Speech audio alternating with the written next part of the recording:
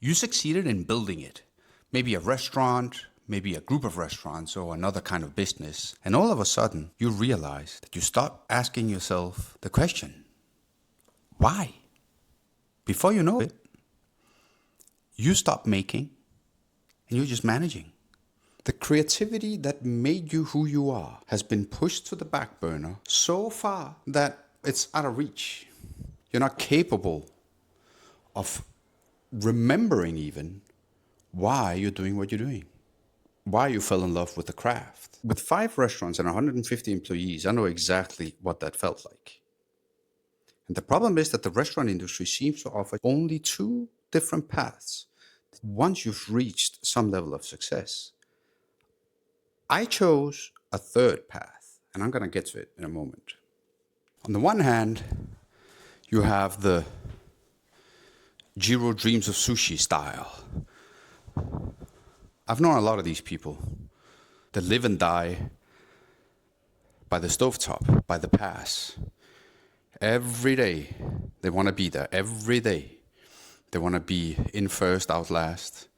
They work hard, they prep. They're part of everything. So much dedication and so little life beyond work.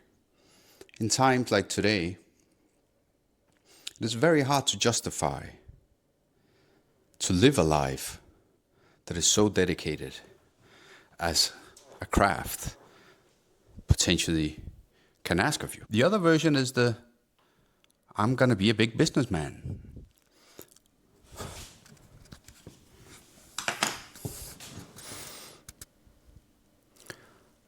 I open up more business. The business must expand. You must grow. You have staff, you have stuff, you have more staff, even more staff. Everything you do is managing other people's problems.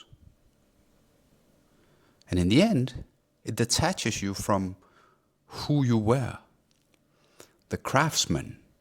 It detaches you from the joy of cooking or creating. And you ask yourself, why am I doing this? Who's feeding the beast? Who is the beast? That's the questions that I had to ask myself after 25 years of cooking. 5 restaurants. I have 150 employees. A wine import, a farm, a market garden. I had everything. And I realized I had to let it go. Because it was time to change. And the cost is high. Because what you need to sacrifice to make a change like this is serious. It's about identity. It's about who you are. It's about accepting that after you've built a business around your persona, when you close down the business, you have to rethink your persona. You have to rethink yourself. That's a difficult choice. And that's why I think most people don't have the courage to do it.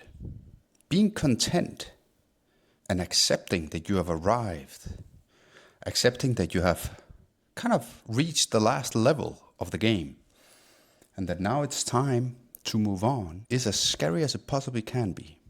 Because the thing that happens when you're ambitious and you're determined and you get somewhere, once you get showered in recognition and appreciation, it has a built-in temptation. It's very hard to let it go. But then you lose control. It's not you running the shots. It's not you deciding where the ship is going. You become a passenger of your own life. And it's absurd that you are an employer, a boss, a chef, the one in charge. And the one thing you're not in charge of is your own life. Because every day you wake up, you go to work, and you're there, expecting the worst. Someone's calling in sick. Another one wants to have a talk. Can we talk, chef? We all know what that means. It means one or two things, a raise or I'm quitting. There's never been a, can we talk, chef? Followed up by, man, this place is just so damn cool. That doesn't happen. That conversation does not exist. I chose a third way. I chose to take back charge of my life. And I did so successfully. Because I have been in the restaurant industry for 25 years. And what I realized only late in my career It doesn't have to be so that you are in it forever.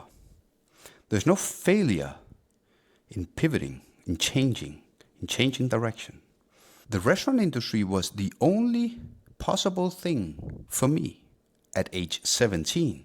But now I'm past my 40s, and what the restaurant industry has to offer has to change accordingly. I'm no longer 17.